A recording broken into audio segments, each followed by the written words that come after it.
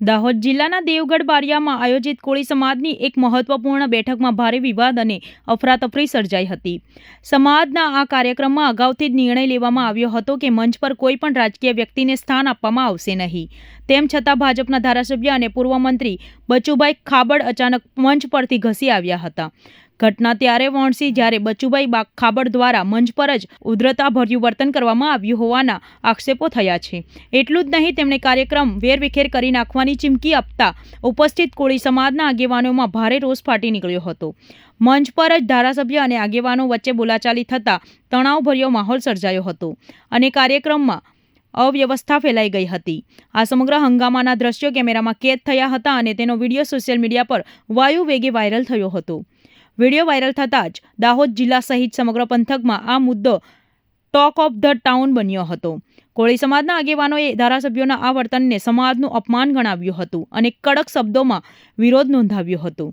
એક તરફ આગામી ચૂંટણીઓની તૈયારીઓ ચાલી રહી છે, ત્યારે બીજી તરફ ભાજપના ધારાસભ્ય સામે સમાજની આ નારાજગી રાજકીય રીતે કેટલી ભારે પડશે તે જોવાનું રહેશે.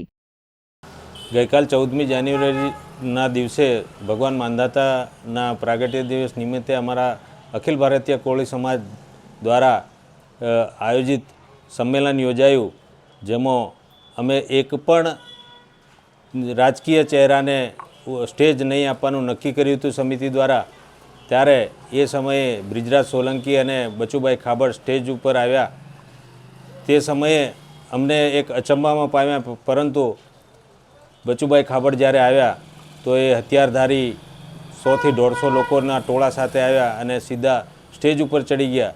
સ્ટેજ ઉપર ચડ્યા પછી એમને માઇક ખેંચવાનો પ્રયત્ન કર્યો. માઇક ખેંચ્યા, માઇક બંધ હોવાથી તેને મારી જોડે જીબાજોડી કરી અને પૂછ્યું કે તમારે આ સ્પીચ કોની છે? તો મેં કીધું માત્ર પ્રમુખ, દાહોદ જિલ્લા પ્રમુખ સુરસિંગ દાદા અને અન્ય સમાજના જ લોકોની છે.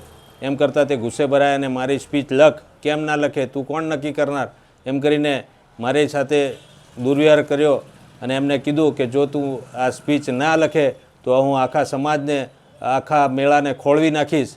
એટલે એના જવાબમાં મારાથી બોલાયું કે તમે આજ સુધી સમાજને ખોળવા સિવાય કર્યું જ છે શું? આમ કરતો તેમની સાથે આવેલા લોકો ગુસ્સે ભરાઈને સ્ટેજ ઉપર ચડી ગયા. પરંતુ સમય અંતરે જે પોલીસ તંત્રએ વચ્ચે પડી મામલો શાંત પાડ્યો અને સંમેલનને સફળ બનાવ્યું. નહીં, અમે સ્થાનિક સમિતિએ કોઈ પણ કૌભાંડી ચહેરો આગળ ના આવે તે હેતુથી કોઈ પણ વ્યક્તિને, કોઈ પણ રાજકીય વ્યક્તિને અમે આગળ ધર્યો નથી અને એમને આમંત્રણ પણ નથી આપ્યું.